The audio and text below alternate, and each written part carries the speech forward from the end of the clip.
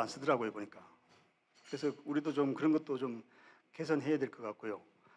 그다음에 이제 그동안 이런 데서 이제 언급이 안 나온 건데, 오스트리아에 이렇게 가보면은 엔진 버스 같은 경우에 보면 그 청소법이 있어가지고 엔진 룸에 그 스팀으로 이런 걸 청소하게 돼 있더라고요, 정기적으로. 그래서 엔진이 굉장히 깨끗합니다. 근데 우리는 버스 종점 가보면 아시겠지만 열면 떡덩어리입니다. 이거 구리스 같은 거 끼워가지고 손을 못 댑니다. 그래서 그런 거 하면 하여간 지금 큰 거보다가는 오히려 세세한 곳에 이렇게 좀 현장에서 그런 것들을 좀 이렇게 관리하고 감독할 수 있는 거, 그런 게 좀 필요하지 않느냐. 요새 뭐 어제 라디오 들어보니까 뭐 무슨 파라치 해가지고 파라치가 한 20종류가 넘더라고요. 그래서 그런 것도 좀 이렇게 잘 생각해서 이런 것도 좀 정책에 집어넣어가지고 그렇게 과잉 배출되는 거라든지 잘못 튜닝이 돼가지고 그 촉매를 떼고 다닌다든지 이런 거 뭐 그런 거라든지 하여간 그 현장에 있는 거에 대해서 문제 있는 것에 대해서는 좀 이렇게 좀 정책에 반영해서 해야 될 것 같고요. 그다음에 이제 도로 물 청소 이런 것도 뭐 제가 이래 보니까 호주 같은 데 물 청소 정기적으로 하는데 우리도 미세먼지가 있을 때 도로변에 이제 이런 먼지들을 물 청소를 하면 상당히 미세먼지가 줄어든다고 그래요. 그런 것도 좀 필요한 것 같고, 그래서 하여간 전반적으로 하여간 지금은 이제 단순히 배출가스만 줄이는 것이 중요한 것이 아니라 그것도 포함되지만은 진짜 현장에 있는 그런 것들을 좀 해가지고 도심지에 또 이렇게 나무를 심어가지고 그 나무가 또 이 미세먼지를 많이 흡수하거든요. 그 이끼류 같은 것도 그런 것도 뭐 매스컴에 몇 번 나왔지만은 그런 것도 하고 좀 이렇게 서울 같은 경우에는 이제 빌딩이 많지만은 중간중간에다 또 이렇게 그 공원이라든지 해서 녹지를 많이 하게 되면은 아무래도 미세먼지 생성이 되는 게 보통 질소산화물하고 휘발성 유기화물이 그 햇빛을 만나서 반응을 해서 먼지를 만듭니다. 그래서 지금 정책을 질소산화물을 줄이는 쪽에 우선순위를 둘 것이냐, 휘발성 유기화물을 줄이는 데 우선순위를 둘 것이냐인데 우리나라는 전통적으로 질소산화물을 줄이는 데 우선순위를 두었거든요. 그래서 질소산화물의 경우에는 경유자동차가 휘발유자동차가 많이 나오기 때문에 그렇고, 그 다음에 고온으로 연소되는 곳, 석탄화력발전소라든지 그런 곳에서도 질소산화물이 많이 나옵니다. 근데 질소산화물은 반응 속도가 되게 빠르기 때문에요. 국지적으로 나오는 게 되게 중요합니다. 그래서 특히 수도권 같은 곳에서는 제일 발생원이 가까운 건 자동차이기 때문에 경유자동차에서 나온 질소산화물을 줄이기 위해서 상당히 많은 노력을 했었습니다. 근데 요즘 제가 그 통계 자료를 보면은 휘발성 유기화물을 우리가 지금까지 상당히 우선순위에서 낮은 우선순위를 했었는데요. 이게 휘발성 유기화물도 질소산화물과 같이 중요하게 줄여야 되지 않겠냐라는 게 지금 생각입니다. 왜냐하면은 우리가 질소산화물을 상당히 이미 줄였기 때문에 이제부터는 휘발성 유기화물도 같이 줄여야 되지 않겠냐는 게 중요한 목표고요. 휘발성 유기화물이 많이 나오는 것이 대표적인 게 오토바이입니다. 이륜차인데 여러분 아시겠지만 전기 이륜차로 교체하는 것이 상당히 호응이 별로 좋지는 않았습니다. 그래서 조금 더 전기 이륜차로 바꾸는 거라든지, 그다음에 유로 6 자동 경유자동차 외에 유로 6 이전의 것들에 대해서 SCR을 붙인다든지 하는 여러 가지 정책들이 더 있어야 되지 않을까 하는 게 생각이고요. 그다음에 딜레마에 대해서는 뭐 저는 그쪽 전문가가 아니기 때문에 잘 모르지만 제가 요즘 공부하고 있는 것 중에 아까 말씀드린 남캘리포니아 쪽의 정책 중에 하나가 우리나라와 똑같이 하고 있는데요. 노후차 폐차 지원 제도인데요. 이게 상당히 어느 정도까지 지원을 해줘야 되느냐가 그쪽에 문제가 됐던 것 같습니다. 왜냐하면은 노후차가 LA 같은 경우에는 보통 10년, 20년 차면은 그쪽 사람들 말로는 노후차 한 대가 화력발전소 하나에 해당한다고 그러거든요. 그러니까 심지어 20년, 30년 된 거는 휘발유 자동차도 촉매 장치가 안 붙어 있는 것도 아직도 돌아다니는 게 몇 대 있습니다. 그런 경우에는 엄청나게 많은 오염물질들이 나오기 때문에 정책 당국에서는 노후차를 한 대 폐차하는 게 아주 효과적이거든요. 비용 대비 효과 보면은. 근데 소유자의 입장에서 보면은 한 100에서 500달러 정도의 차인데 새 차를 산다든지 중고차를 사게 되면은 별로 적어도 5,000달러, 10,000달러가 나오거든요. 그랬을 경우에 소유자의 입장에서는 폐차 지원을 받더라도 교통수단이 없기 때문에 교체를 못하게 됩니다. 우리나라는 수도권은 그거보다는 대중교통이라든지 여러 가지 문제가 있으니까 문제가 좀 편하긴 하지만 그 소위 말하는 1톤 경유 트럭 있죠. 그런 것들을 운영하는 자가 그 소형 사업자들의 경우에는 비용 대비 편익 분석으로 따지면 조기 폐차가 가장 효과적이긴 한데 그거를 어떤 식으로 실제 소유주들한테 그 할 수 있도록 유도하는지가 아마 큰 문제가 될 거라고 생각합니다. 이 분야는 저보다 훨씬 더 전문가들이 많이 계시니까요. 좀 말씀 이쪽으로 하겠습니다. 네. 노후차 여기 25% 예산을 책정을 했습니다. 그러면 정부는 지금 이 노후차의 문제보다는 친환경차 보급에 예산을 더 쓰고 있어요. 그럼 우리나라 전기차의 절반을 갖고 있는 제주도가 2018년도에 정책에 선회를 했습니다. 뭐냐? 전기차를 보급하다 보니까 밑 빠진 독이 있다 이거예요. 노후차의 조기 폐차와 저감장치 무착을 먼저 하고 전기차를 보급해야겠다라고 방향선회를 했어요. 그렇다면 이건 상식적인 문제 아닙니까? 밑 빠진 독부터 메워야 되는 건데 지금 현 정부에서는 친환경차 보급에 전체 예산을 65% 그리고 저감장치 및 조기 폐차 25% 하고 있습니다. 그렇다면 저는 상식적으로 이 얘기를 했어요. 운전자 입장에서 시민의 입장에서. 그렇다면 이 조기 폐차와 저감장치 부착과 전기차 보급에 대한 이 BC 분석을 해서 어떤 것이 또 환경 개선에 대기 개선에 또 과학적이냐를 분석을 해야 될 것 아니겠습니까? 그렇다면 이게 과연 예산이 이렇게 반영될 때는 정부도 아니면 협회도 이 BC 분석에 대한 뭐 근거나 자료가 있지 뭐 밑빠진 독보다는 전기차 보급이 먼저다. 이 딜레마는 두 번째다. 라는 것인지 저는 그 부분에 대한 자료가 없기 때문에 뭐 이 부분은 안문수 회장님께서 좀 자료가 있으시면 제가 좀 그 얘기를 듣고 뭐 얘기를 이어나가는 것이 좀 좋을 것 같아요. 저한테 질문을 주셨기 때문에 여러분들 그 강강교 박사님 발제 자료 10쪽을 한번 봐주시면 되겠습니다. 10쪽.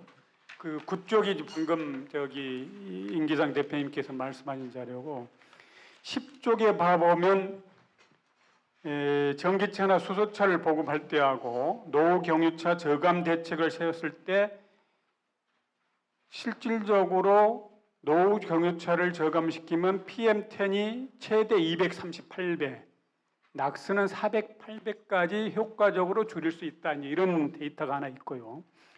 그 다음에 환경부가 이 BC 분석을 했습니다. BC 분석을 했는데 공개를 안 하고 있죠. 근데 제가 가지고 있는 자료에 미세먼지 1kg을 저감을 시키기 위해서 드는 비용을 노후 경유차에 DPF를 부착했을 때하고 전기차나 수소차, 하이브리드 차를 보급했을 때 드는 예산을 비교를 해봤습니다. 그랬더만 전기차는 DPF 부착과 비교해서 124배, 수소차는 263배, 하이브리드는 14배가 드는 걸로 나오고 있습니다. 물론 이건 전문가 분석하는 학자들마다 다릅니다. 근데 이 자료는 환경부가 가지고 있는 자료 중에 이제 하나입니다. 근데 그러면 저한테 만약 질문을 줘가지고 왜 환경부는 노후 경유차를 줄이는데 집중을 해야지 친환경차 보급에 집중하느냐? 정책이라는 게 노후 경유차 하나만 보고 할 수는 없는 겁니다. 여기에는 친환경차 보급 정책은 산업 논리가 들어가 있는 걸로 저는 이해를 하고 있습니다. 그래서 물론 미세먼지도 중요하지만은 우리나라가 자동차 산업도 일으켜야 되고 먹고 살아야 되지 않느냐, 그런 차원에서 예산을 그렇게 배분하고 있는 걸로 알고 있지만 저 개인적 의견으로도 당장 미세먼지가 재난 수준이라고 대통령께서도 얘기를 했으면 노후 경유차 미세먼지 저감 예산으로 좀 더 재원을 투자를 해야 된다고 생각을 하고 있습니다. 배출가스도 정부에서 기준도 굉장히 강화되고 있기 때문에 계속 줄어들고 있습니다. 그래서 이제 한 10년, 20년 전에 갑하고 지금하고 뭐 이 종류에 따라 다르지만 대략 배출 수준이 보면 한 뭐 20배에서 50배 그 정도 줄어들어 있는 상황이거든요. 그래도 지금도 뭐 이게 만족할 수준은 아니기 때문에 이제 줄여가고 있죠. 근데 이제 기준을 하는 또 이쪽의 그 고민은 이게 이제 아까 비용 그걸 따져야 되는데 언제까지 기준을 계속 줄일 거냐. 그것도 굉장히 중요한 이슈 중에 하나인데 예를 들면 여러분도 아시다시피 이제 경유차는 지금 유로 6인데 유로 6에서 끝이냐. 끝일 거라고 하다가 최근에는 유로 7까지는 갈 것 같다. 대략 2020년 되면 한 번 더 가지 않겠느냐. 뭐 그 이유는 어떻게 될지 모르겠지만 지금 말씀하신 대로 예를 들어서 이제 좀 오래된 차는 최근에 차 한 10년의 차는 그 당시에 보면 최선의 가장 좋은 차였지만 10년 지나서 보면 배출계수가 한참 높죠. 그래서 그런 문제가 생기긴 하는데 지금은 이제 예를 들어서 디젤차의 경우에 지금 나오는 차는 뭐 다 후처리가 나오기 때문에 새로운 기술을 어떻게 해서 할 방법은 뭐 제가 보기에 없는 것 같습니다. 이걸로 가는 건데 굉장히 큰 이슈 중에 하나가 이제 지금은 이미 아까 말씀드린 대로 디젤차의 후처리 장치인 PM을 줄이는 DPF하고 낙스를 줄이는 SCR 장치가 다 달립니다. 이제 표준화된 기술이죠. 그럼 우리나라가 예를 들면 한 800만 대 정도가 디젤인데 그 800만 대가 다 달린다고 보셔야 돼요. 보시면 이 장치가 제대로 작동 안 하면 이건 뭐 그냥 엄청나게 나오죠. 그래서 이제 이슈는 뭐냐면 디젤차가 뭐 없어지면 뭐 전기차나 다른 걸로 대체되면 뭐 모르겠지만은 이게 앞으로 한 20, 30년 더 간다 그러면 이제 문제는 디젤차에 부착되어 있는 후처리 장치를 어떻게 관리하느냐가 굉장히 중요한 핵심입니다. 저는 그렇게 보고 있고요. 그래서 그거는 이제 이런 뭐 노후차 폐차라든가 아니면 다른 저감 장치 부착 사업은 이런 차이는 뭐 전혀 필요 없다는 생각이 들고 다만 그걸 어떻게 관리할 건지가 앞으로 자동차 관리에 굉장히 중요한 문제고 좀 더 단기적으로는 아까 이제 경유차를 그러면 줄이면 그러면 그게 차가 필요하니까 어떤 차로 갈 거냐 이제 전기차로 가는 건데 전기차는 아까 말씀하셨지만 이게 비용 대비로 보면 뭐 이게 굉장히 좀 부족하죠. 그래서 이게 전기차라는 거는 이제 아까 미세먼지 문제, 온실가스 문제, 그다음에 산업적인 문제 그런 건데요. 저는 이게 온실가스나 이 미세먼지로 보면 사실 전기차 뭐 아까도 말씀드린 비용 대비 너무 차이가 나고 산업적인 측면에서는 이게 이제 앞으로 뭐 자동차 또 새로운 경쟁을 위해서 투자를 한다 그러는데 거꾸로 이건 뭐 저도 해답을 알지는 못하겠는데 안 하면 우리나라 전기차가 만약에 전기차 시대가 왔을 때 우리나라 자동차 회사가 경쟁에서 뒤지겠느냐 거꾸로 한번 그건 생각해 보실 필요가 있는 것 같아요. 전기차 기술은 제가 보기에 어렵지 않습니다.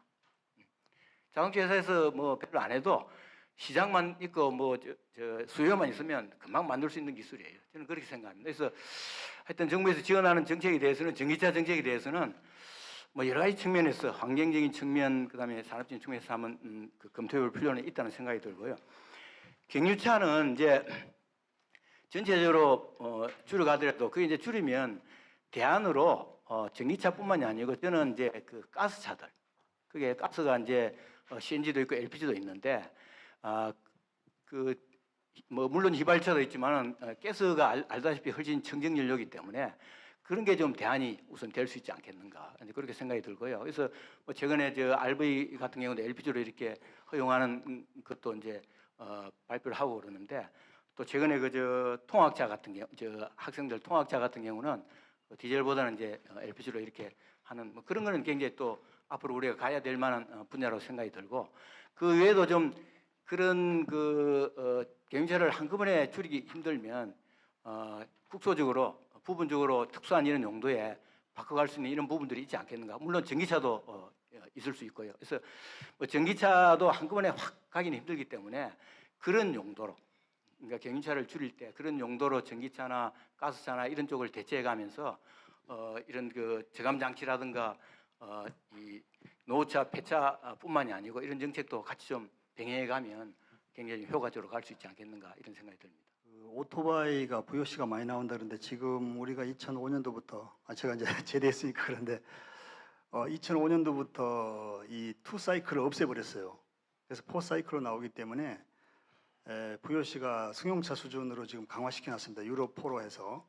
그래서 3원 촉매 장치도 부착하고 있고 그래서 상당히 이륜차도 지금 강화돼 있고 또 그 등록지를 국토부하고 해가지고 배기량 일단 250cc부터 이제 등록제를 도입해서 단계적으로 125cc까지 갈 수 있도록 하기 때문에 그런 걸 지금 현재 하고 있고요. 지금 그다음에 이제 아까 그 경유 아까 딜레마 얘기를 하셔가지고 이제 저는 자꾸 이제 그 연료 사용량을 자꾸 연계시켜서 이제 얘기를 해야 되겠더라고요. 그래서 그 미국 같은 경우에는 휘발유 차가 보유 대수가 한 97%입니다. 그 전에 한번 얼마 전에 또 찾아봤더니 그 디젤 차가 한 3%에서 5%밖에 안 돼요. 우리나라는 지금 디젤 차가 지금 거의 뭐 40 몇 프로 되지 않습니까? 45% 정도 현재 올라가 있는데 그건 정부의 연료 정책도 상당히 중요하다고 생각됩니다. 아까 말씀드린 그 연료 일단 경유하고 휘발유하고 연료 성분 자체도 경유보다는 휘발유가 더 깨끗하다 이거죠. 그래서 이런 휘발유 정책으로 또 이렇게 좀 연료 가격 측면이나 이런 거 좀 유도하는 것도 필요하고, 그다음에 이제 환경부에서 하고 있는 뭐 경유차 대책으로서는 회장님도 나와 계시지만 안 회장님도 나와 계시지만 저감 장치를 지속적으로 부착을 하고, 그다음에 이제 운행차 제한 제도. 제가 사실은 2004년도 그때 이제 영국 가고 뭐 이런 데 가가지고 그것은 맨 처음에 이제 실시하는 것들 한번 보고 와서 이제 도입을 해서 지금 서울시에서 지금 하고 있는데 그런 것도 사실은 좀 좋은 방법이라고 생각되고요. 여기는 이제 저는 저런 걸 좀 해보고 싶어요. 지금 2005년 이전에는 저 승용차를 좀 비교해서 좀 그렇습니다만 2000cc 이하가 거의 대부분이었어요. 근데 2005년을 계기로 해가지고 이후로는 지금 홍보를 정부에서 제가 사실은 그때 있을 때 소형차를 탑실해서 홍보를 많이 했어요. 많이 했는데 지금은 배기량 3000cc, 뭐 3500cc 이런 대형 승용차가 그 절반 이상을 지금 절반 정도를 차지하고 있거든요. 그래서 그런 거 보면은 그만큼 에너지를 막 쓰고 있다는 거죠.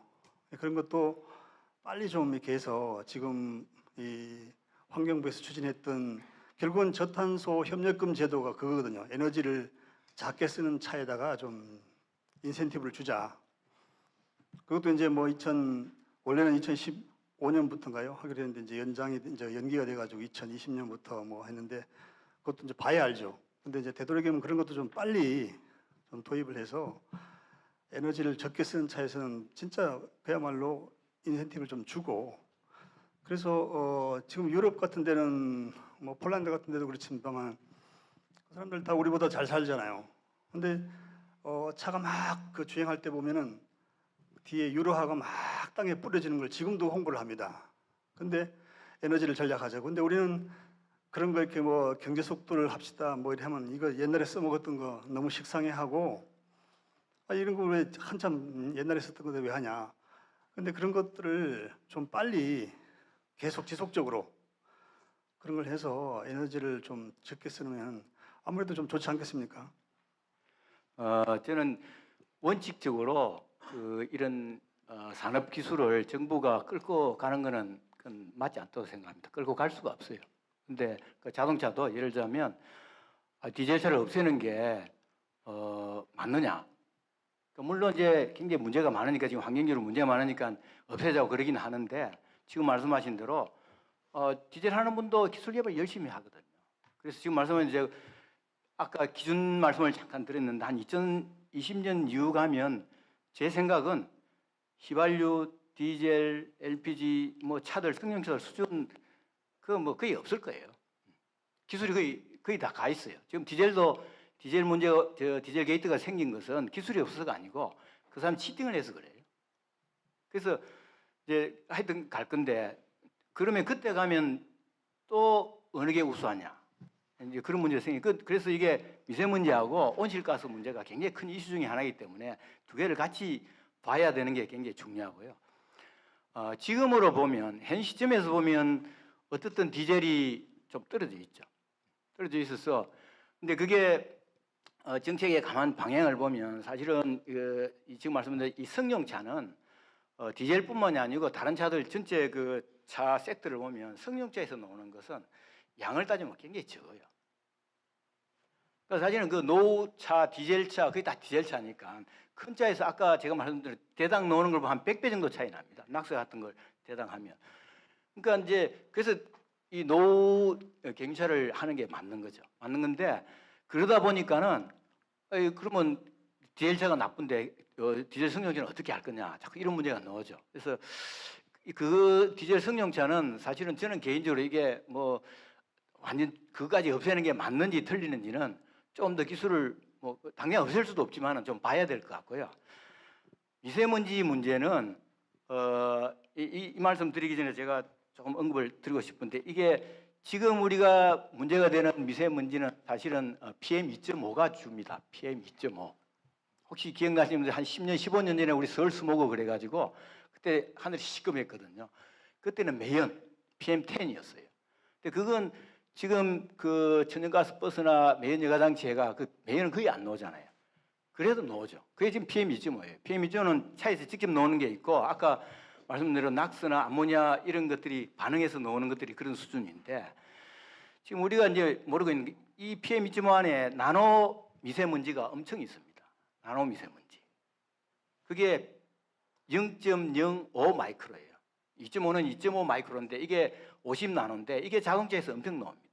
그게 아까 말씀드린 이제 그게 우리가 그 기준은 있어요. 법적으로 지금 차를 만들 때 나노 그 개수로 기준을 하는데 그 개수는 이제 지금 기준이 있는데 한번 생각해 보세요. 그 지금 PM 2.5에 비해서 50 나노는 50분의 1이기 때문에 인체 유해성이 훨씬 큽니다. 아시다시피 나노 PM은 우리 그 세포도 통과하잖아요. 세포 크기가 한 뭐 1 마이크로, 10 마이크로니까 그래서 나누고 위험한 건데 그래서 그게 아까 말씀하신 대로 그게 심혈관이나 뇌 문제 뭐 이런 것들이 사실은 그 이 나노 미세먼지예요. 그 엘레멘터리 카본 그런 것들인데 거기에 규제는 하고 있는데 지금 정책적으로는 아무런 관리가 없습니다. 그리고 그거는 지금 DPF 달린 디젤이나 아까 사실 GDI 가솔린이 더 많이 나와요. GDI 그래서 가솔린도 GDI는 지금 그 필터를 달아야 됩니다. 그래서 이제 또 하나는 그거는 이 나노 PM은 이게 가스상이 아니고 입자상이기 때문에 멀리 안 날아갑니다. 그럼 어디 있겠어요? 차가 많이 다니는 대도시 도로변에 엄청 있습니다. 우리가 측정을 제가 그 한 10년 가까이 그걸 하면서 했는데 질소산화물도 그렇고 그 값들이 우리가 정부에서 이렇게 발표하는 대기 평균보다 한 3배에서 5배 높아요. 도로변이. 그게 한 3배에서 5배 높은데 그 서울시만 해도 도로변에 사는 그런 위험 인구가 한 40% 됩니다. 그게 노출돼 있거든요. 근데 그게 하여튼 굉장히 중요한 문제 중에 하나인데 그거는 이제 아까 말씀드린 대로 그건 디젤차 문제가 아니고 자동차의 문제예요. 자동차에서 이 지금 미세먼지도 중요하지만은 나노 미세먼지를 어떻게 할 거냐 하는 것도 굉장히 중요한 문제 중에 하나인데 그건 이제 정부에서 계속 그 중요한 안건으로 이렇게 정책을 해주셔야 되고 유럽이나 이런 쪽은 관리를 하고 있죠. 네. 또 하나는 답변을 조금만 좀 예, 추가해서 해주시면. 그거를 줄이는 게 이제 그러면 뭐 차를 줄이는 문제도 있지만은 차를 계속 개선해야 되겠지만 또 하나는 그게 어려우니까 로우 에미션 존 우리나라 환경부 서울시에서 이야기하는 게 그게 뭐죠?